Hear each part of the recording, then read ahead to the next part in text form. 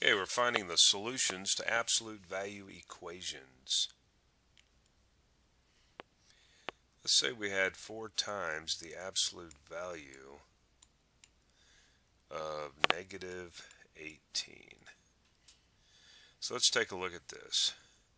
Remember that the absolute value of a number can never be negative, right? What about this coefficient out here? Well, that 4 happens to be positive, and a positive times a negative would give you a negative number, but this number here was always going to be positive, this absolute value of x, and a positive times positive is positive. So guess what? We have no solution, or the empty set, or you could say no solution. Okay, no solution. Alright, so I'm really going over this no solution thing. Here's a tricky one here. What about the absolute value of x? This equation is equal to 0. What does its solution set look like?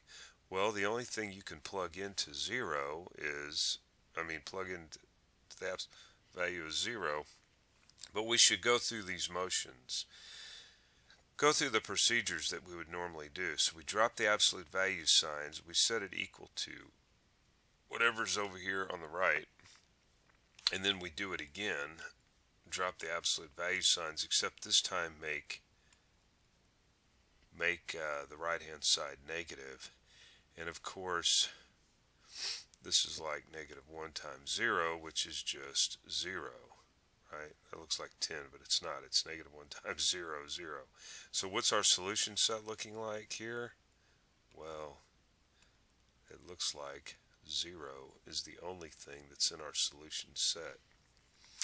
Alright, working our way down. So let's say we have the absolute value of 2y is equal to 0. Alright, so once again, drop the absolute value bars, set 2y equal to the right. Okay, that's one equation. Drop the absolute value bars, then set the right side equal to, multiply it by negative 1, which just gives us once again negative 0.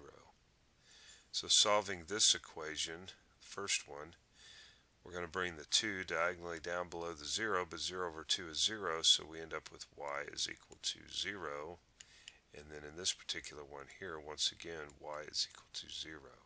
Okay, negative 0 is just 0. So what's in this solution set? 0. You can always go back and check it by plugging 0 in. 2 times 0, and the absolute value of 0 is 0. And there you go.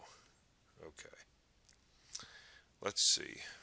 We are working our way through this pretty quickly here. Let's say, for example, we have negative 4 times the absolute value of negative x, and that's equal to negative 30. Well, I meant to write. I got ahead of myself. I meant to write negative 36 there. Okay. Alright, what you can do here is you can multiply through by a negative 1 to both sides. That will make this a positive 4. And that makes that a positive 36. Okay, we just multiplied negative 1 to both sides of the equation. Now what we can do is take this coefficient. We want to get this in that standard form. So take this coefficient of 4, multiplied by the reciprocal to both sides, 1/4.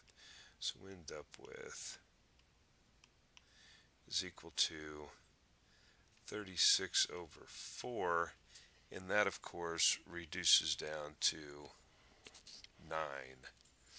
That reduces down to 9. So we have the absolute value of negative x is equal to 9.